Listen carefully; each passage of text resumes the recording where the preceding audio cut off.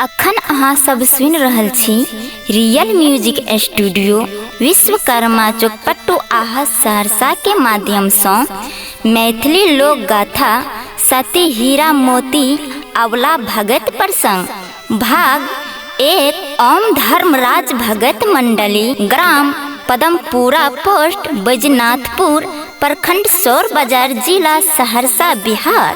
गायिका ऋतु भारती के आवाज में कोरस बेंजो आ ऑर्गन सौ साथ दे रही है गायिका पति श्री राहुल भक्ता। नाल पर वीरेंद्र कुमार मालाकार बैजनाथपुर एवं राधे जी। गिटार पर भाई संतोष कुमार। झाल पर राजकुमार जी। करताल पर जयकांत जी। दोसर बेंजो पर शिवम कुमार। पैड पर धर्मवीर कुमार। धर्म सहयोगी श्री संजय यादव। दिल्लो उर्फ दिलीप पंजियार एवं बाल गायक अलख निरंजन बैजनाथपुर। ई कैसेट का आशीर्वाद दे रही है गायिका पिता श्री परम पूज्य नाटी लाल पंजियार ग्राम जरसन सहरसा और भक्ति समर्पित जीवन दानी अध्यक्ष बाबा श्री सत्यनारायण पंजियार ग्राम बहुरवा एवं बाबा श्री सरयुग पंजियार पदमपुरा। इनकर अभिभावक है श्री गणेश यादव। छोटे लाल मालाकार एवं समस्त श्रोता भगवान भक्तिमयी माँ बहन सब गायिका ऋतु भारती जी के कार्यक्रम खातिर संपर्क करू 9798076188। दोसर नंबर या 8877211264। अपन ऑडियो वीडियो बनवावे खातिर संपर्क करू 7004776182।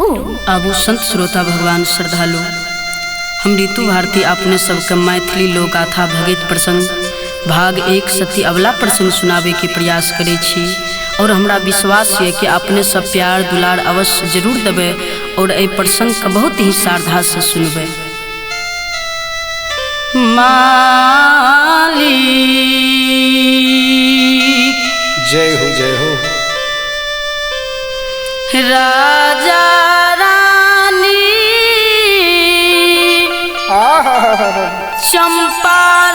चंपारणपुर नगरी में हे श्रोता भगवान मन में सोचे मन में विचार करई।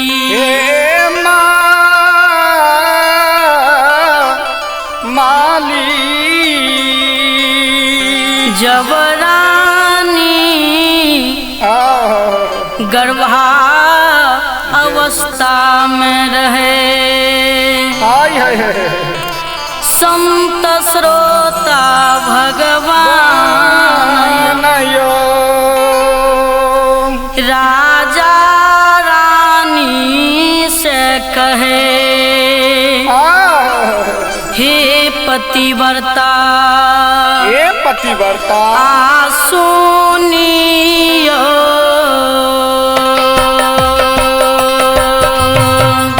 जय हो।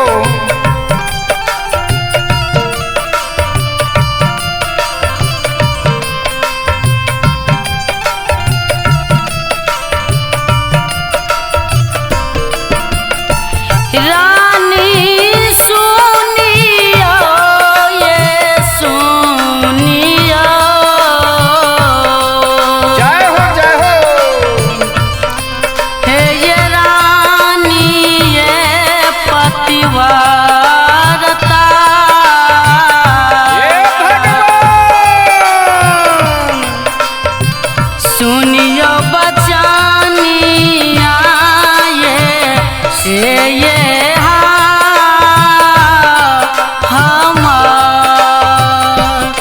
रानी सुनियो ये सुनियो। हे ठाकुर जी अब सुनियो ये पतिव्रता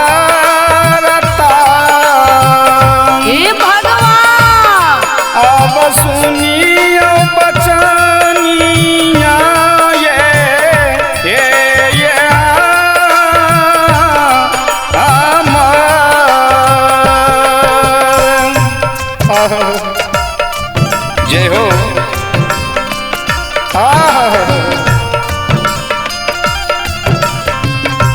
जय हो जय हो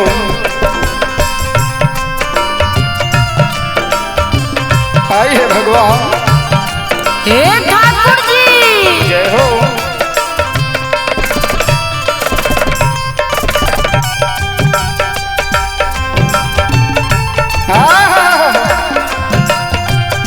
जय हो शिवम जी हो जिया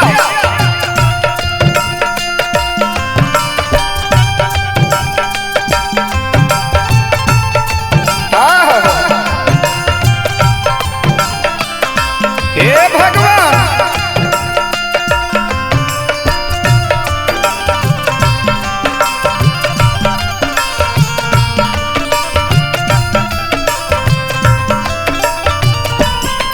रानी हे रानी जब अहाँ के गर्भ में जय हो रानी अहाँ के गर्भ से शिशु बउआ के अवतार हेते अगर चंपारणपुर नगरी में बेटा के जन्म हेते न तब बेटा के नाम हम हीरा राखबै हीरा रानी राजा के शब्द के सुनैए बाबूजी जय हो रानी राजा से कहे छे पतिदेव अगर चंपारणपुर नगरी में अगर हमरा बेटा नहीं भेल बेटिए भए गेल जय हो तो हम हुनकर नाम मोती राखबै मोती जय हो संत श्रोता भगवान श्रद्धालु राजा रानी चंपारणपुर नगरी में दोनों प्राणी मिल के विचार करिए जय हो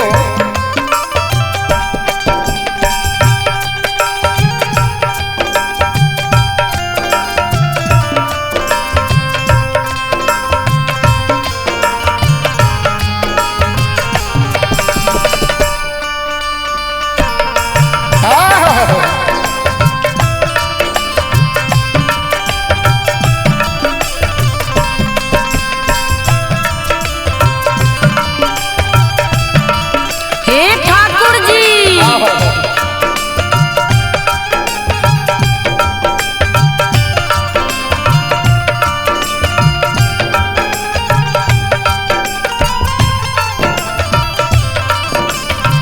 राजा रानी दोनों प्राणी आपस में विचार करिए समय बीतल जाए छे समय बीत गले जब रानी के चंपारणपुर नगरी में बाबूजी जय हो शिशु बउआ के जन्म है छैया यो ठाकुर जी जब शिशु बउआ के जन्म है रानी के गर्भ से चंपारणपुर नगरी में पुत्र के जन्म जय हो जब पुत्री के जन्म होइए हे ठाकुर जी राजा रानी चंपारणपुर नगरी में जय हो कोई पुत्री के पोषण पालन करिए जय हो जब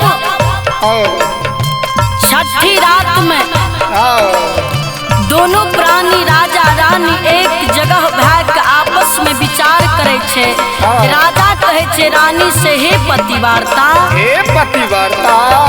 सुनियो ये जय हो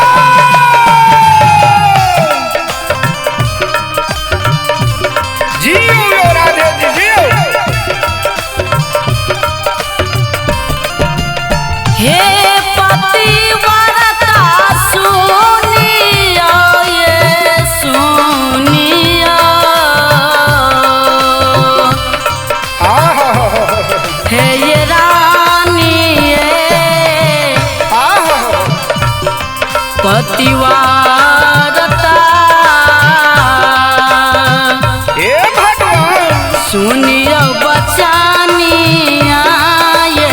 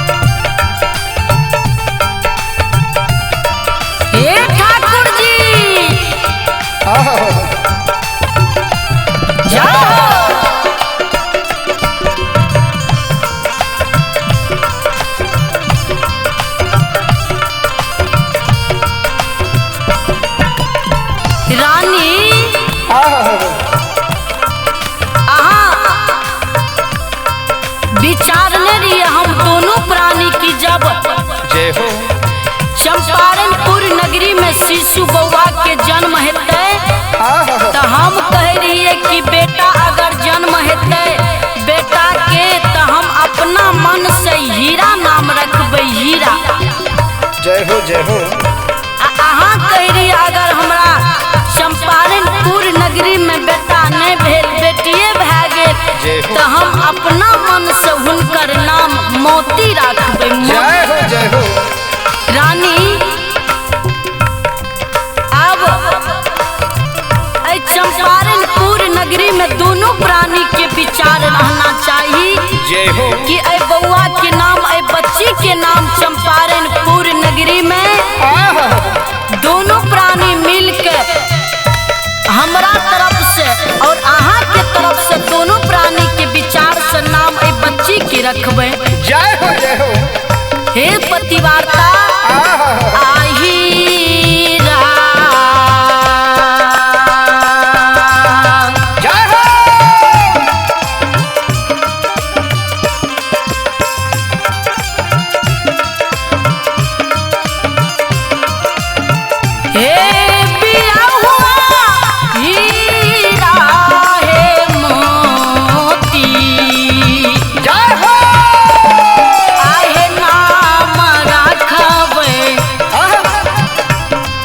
दुलरिया के रखबै चंपारणा पूरा।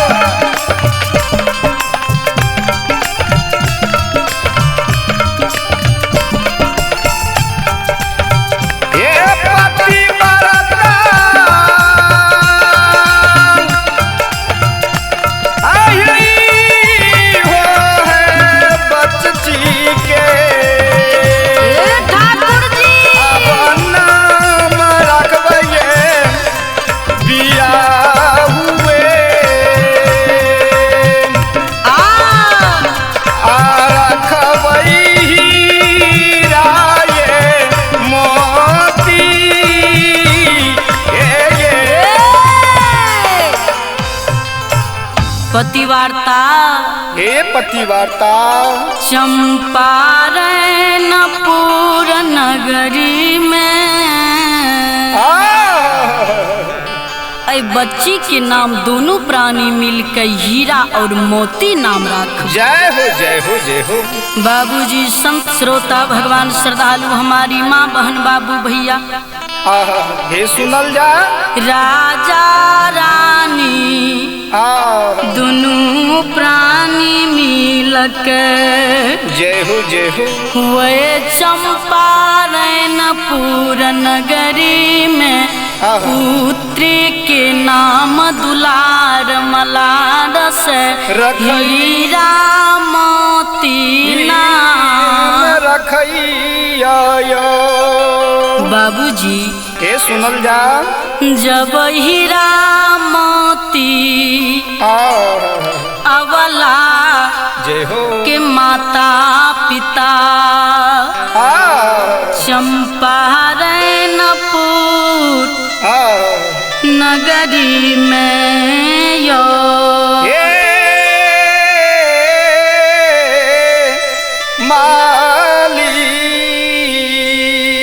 चंपारणपुर नगरी में दोनों प्राणी मिलकर हीरा मोती अबला के पोषण पालन करिए, पोष पाल के जय हो सयान क्या दैये बाबूजी। हीरा मोती अबला ब्रह्मण कुल के बेटी जय हो। दुलारी धिया बड़ी संस्कारी रहिया। श्रोता हीरा मोती अवला की जय हो। बाबूजी शादी चंपारणपुर नगरी से ब्राह्मण कुल में हीरा मोती अबला के शादी बांकेपुर में क्या दैये। जय हो जय हो।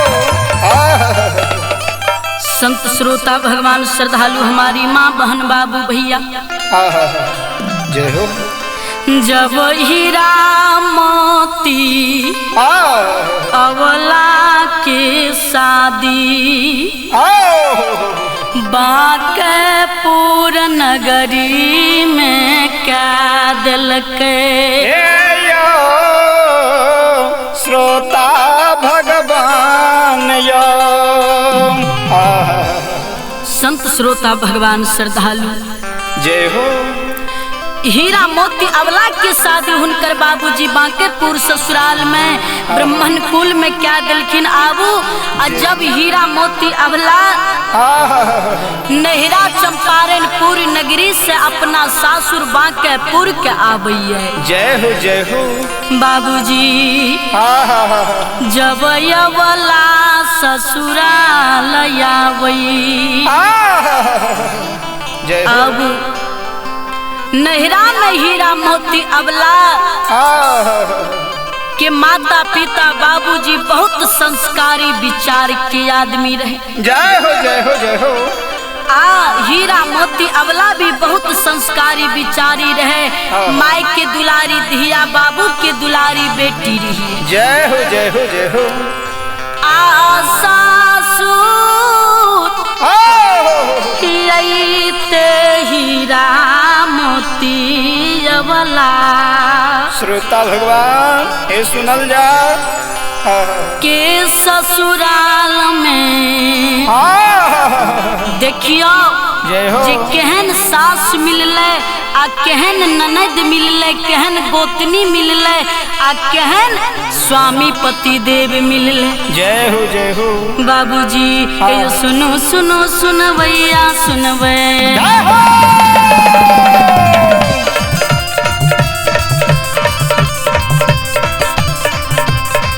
हे सुनो सुनो सुनवैया सुनब, हियो गबैया बजवैया सुनब, माँ बहिना ये ध्यान से सुनब, धर्म के लीला प्रेम से सुनब, बैर बैर लीला धर्म राज रचल के दुनिया यो बाबा संसार में रचल का।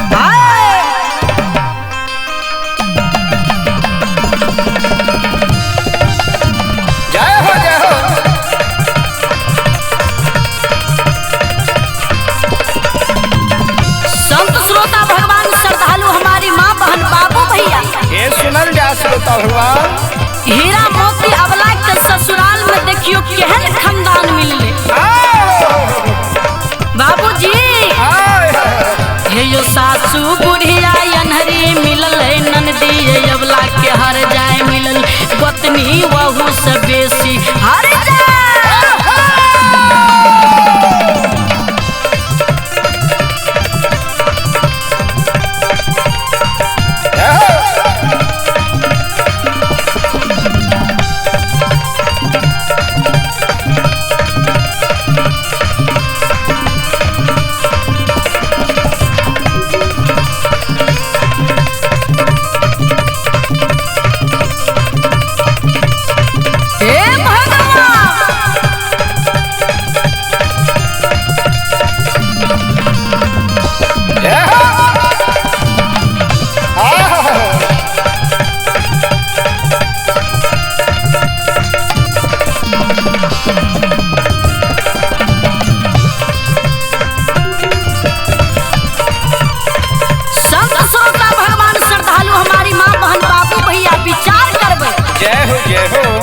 हीरा मोती अबला के सासुर में सास मिलल अनहरी बहरी ननदी हर जाए मिलल गोतनी वहू से बेसी हर जाए मिलल। बाबूजी ससुराल में हीरा मोती अबला जिंदगी के बितावे छे, लेकिन देखियो हीरा मोती अबला का जब कुछ दिन सासुर में बीत गला। जय हो जय हो।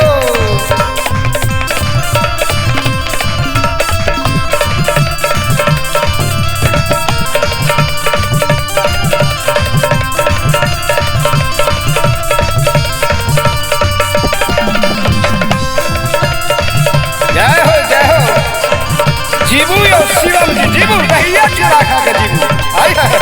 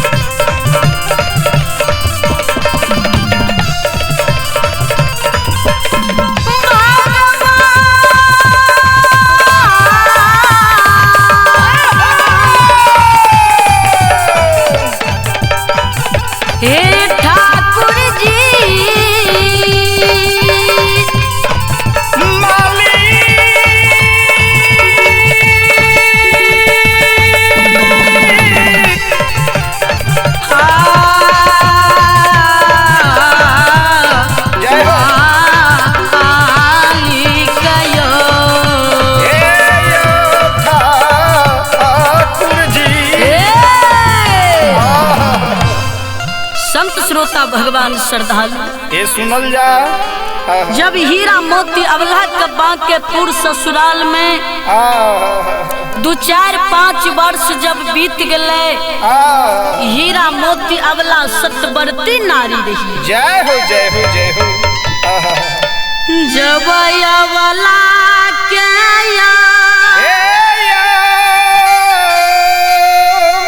बांकेपुर नगरी में जय हो हीरा मोती अबला के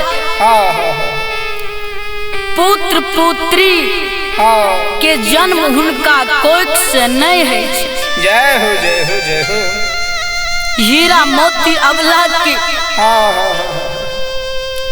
बारे में बांकेपुर के समाज बाबा माँ बहन बाबू भैया आपस में विचार करे कि हे समाज बाबा हे माँ बहन जय हो जय हो। जय दिन से हीरा मोती अबला अपना नैहर से सासुर कहले। जय हो जय हो।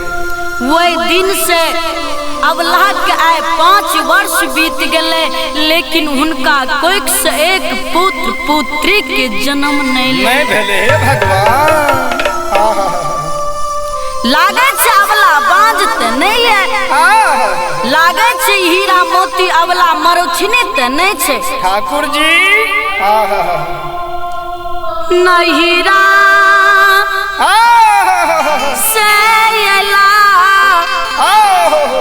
जवला के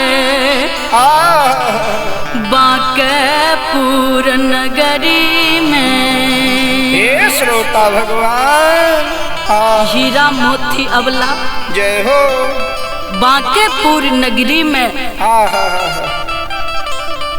हीरा मोती अबला जिंदगी के बिताबै छे, लेकिन एक पुत्र पुत्री के कारण देखियो जे हुनकर सासू माँ आ स्वामी पति देव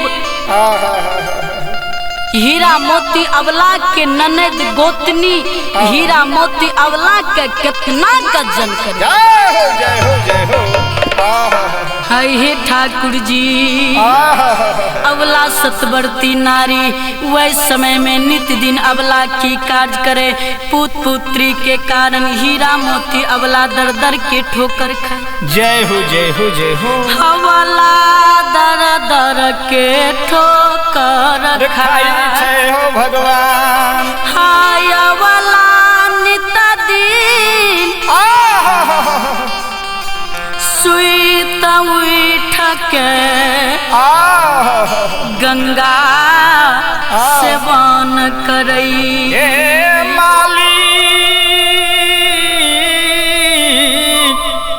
ठाकुर जी हो हीरा मोती अबला गंगा सेवन करे। गंगा में जाकर हीरा मोती अबला स्नान करे। स्नान के आयो पाहिलू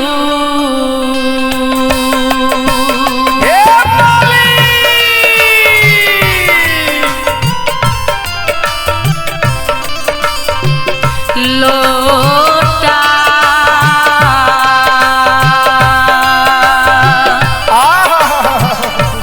जय हो जाल भैरा के आवला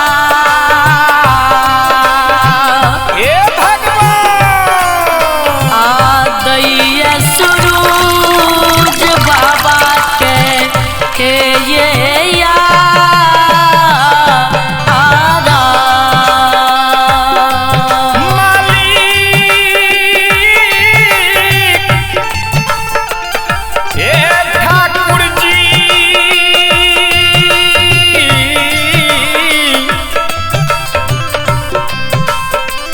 बाबा हे पाहिलू कायो हे भगवान लोटा जाओ आब दै छै हे या बला दै छै सुरू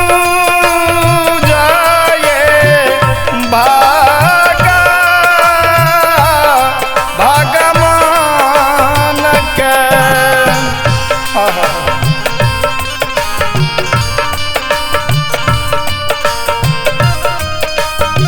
जय हो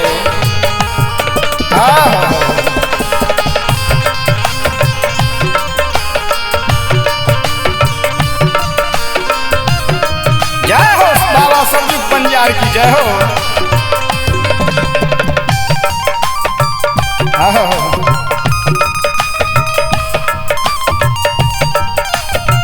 हे ठाकुर जी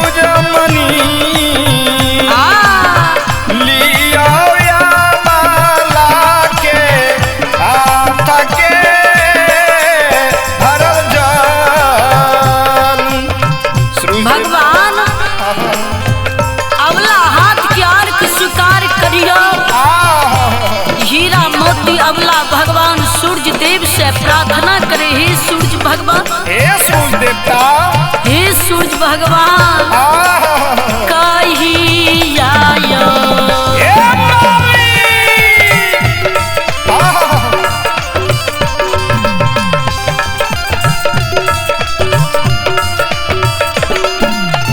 बाबा हे यो कहिया दीनमा आसुदिनमा करवैयो ठाकुर जी, जय हो करवैया वाला के दुनिया संसार। मालिक, हे ठाकुर जी,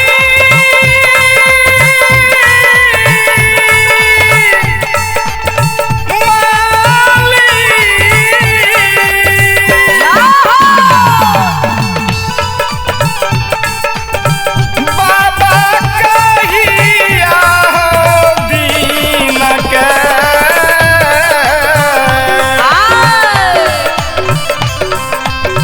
हे परमेश्वर,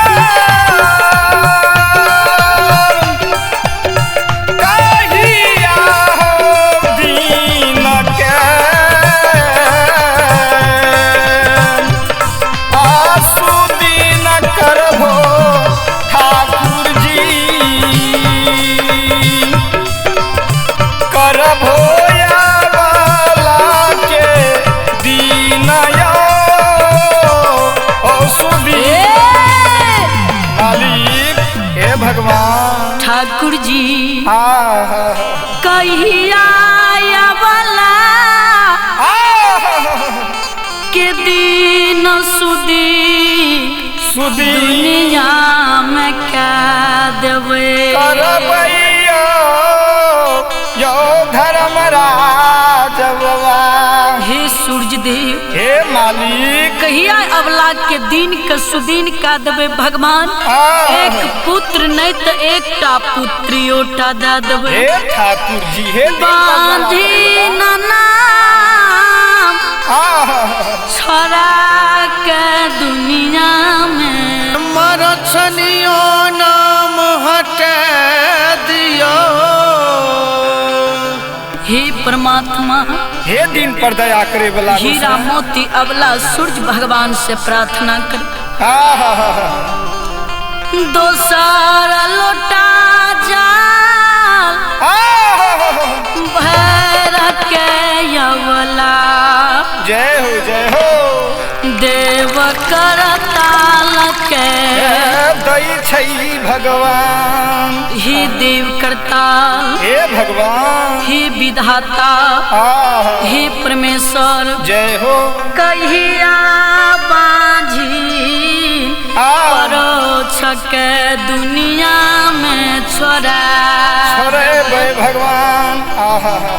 संत श्रोता भगवान हे श्रद्धालु, श्रोता भगवान, हे सुनल जा। हीरा मोती अवला गंगा जी में जय हो तेसर लोटा जल भर के पांचों राजा भीम शंकर की पूजा करइए। जय हो चौथा लोटा जल भर के हीरा मोती अवला गंगा हनुमान की पूजा करे भगवान। कहिया बांधी जय हो कलंक के छोड़ा दुनिया में पुत्र मान के देवई। हे ठाकुर जी, हीरा मोती अवला जय हो बेचारी पांचम लोटा जल भैर के धरती धाम के पूजा करई छई बाबूजी। हे धरती माँ, हे माता, कतेक दिन तक हम ए बांधिन परोछ ला के दुनिया में रहो। भगवान के ये बांधिन के फिर याद नहीं लई छै ठाकुर जी। हीरा मोती अवला गंगा से बनकर जहिना गंगा जी सबला ऊपर हुई। हीरा वाला गंगा जी से ऊपर हुए। जय हो बाबूजी वह समय में जय हो धर्मराज बाबा अंदू बाबा के मुकमापुर में धर्मा के भक्ता बनल के है। जय हो जे अंदू बाबा मुकमापुर में नित्य प्रति दिन 101 डाली सुसार लगावे। हजारों श्रद्धालु अंदू बाबा के दरबार में आपन आपन फिरियाद लगा के जय हो बाबूजी ही वही समय में भगवान अनदू भगता बाबा के दरबार से पजियार बाबा हे भगवान भगत गायब के लौटल आवे। जय हो और अंदू बाबा के रास्ता में ब्रोपन के न आवे की हो पजियार बाबा। जय हो एहन भक्ता बाबा दुनिया में कतई न देखलिए। कौन देखलिए हो भक्ता बाबा जे नित्य दिना 101 डाली सुसार लगावैये। पजियार बाबा अंदू बाबा के ब्रोपन के न आब रहलैये। बाबा ए बाबा एहन भक्ता बाबा कतई न देखलिए। जय हो आकोरिया के जय हो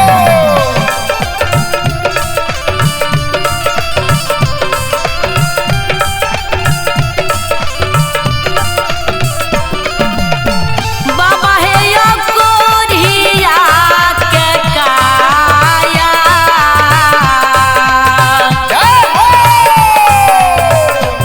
हे यो दै छैया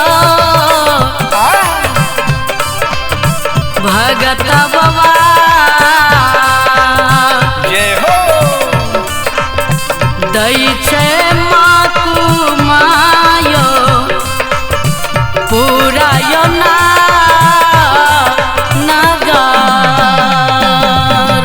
बाबा हे कोरिया के यो काया अब दै छै हो अंदू बाबा दै छै माकू मायो पूरा यो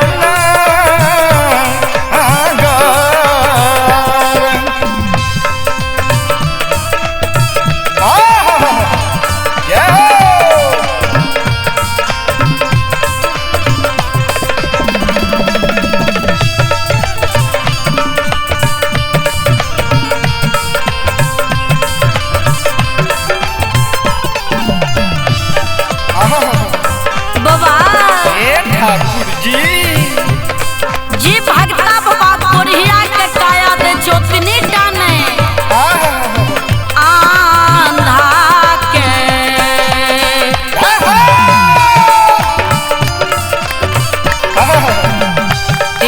यो बाबा आंधा के ये खा। जय हो दै छै यो बाबा भगता दै छै माकू माया पूरा यो नगर। बाबा हे नारा के यो खा ए नीरा मोहिया आयो नारा के यो खा अब दै छै यो